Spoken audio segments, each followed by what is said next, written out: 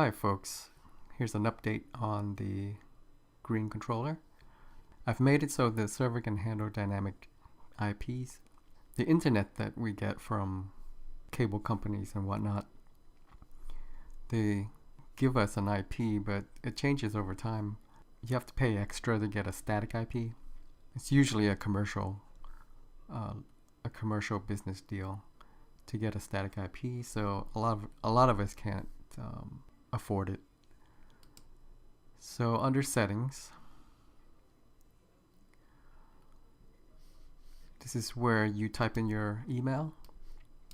All widgets will look at this, like an email alert widget can look at this as this sort of central configuration where to send emails.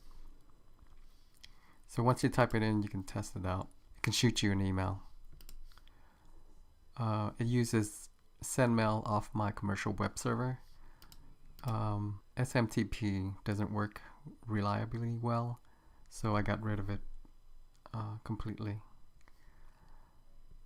Okay, so one method to work with the dynamic IP issue is to email yourself your IP. It checks every interval. I personally would set it to check every 24 hours. My IP doesn't change all that much, maybe once every 2 months. So the more you check your IP, the more resources it takes on your Arduino. You can do it every 5 minutes too, but it does take a toll. There are public IP services you can use, like this website here, and obviously there are others as well. And you can also make your own using your web server, using the server environment remote address. That'll give you your IP. So once you have this filled out, you could save it, or you could want to test to see if it works. Hit test server and it shoots back my IP, which means this works very reliably. Another way to update your IP is to use a service called DDNS or Dynamic DNS. I've made it so that I can't fill out both. It's either one or the other. So I'll reset this, clear it out.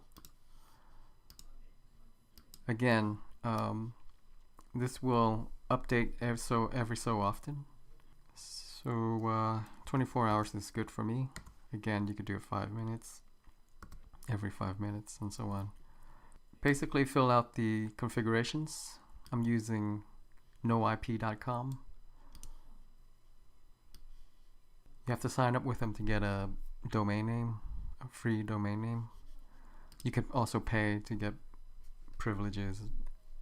Once you get your host name, paste it in.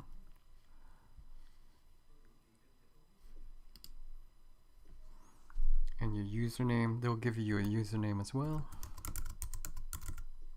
I'll block out the important information.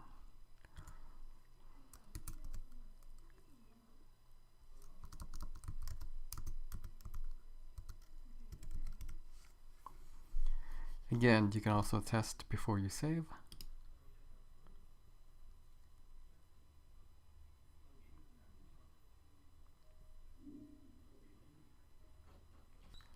I'm getting an error. Make sure your information is correct. Try that again. Awesome. I got a successful update.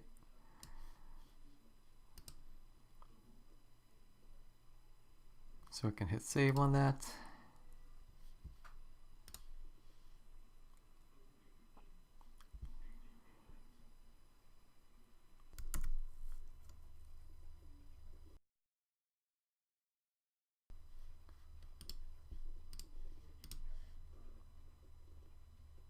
voila. So now this domain name is pointed to my IP, and it is now public to the web, and we're ready to go. So that's pretty much it. See you next time.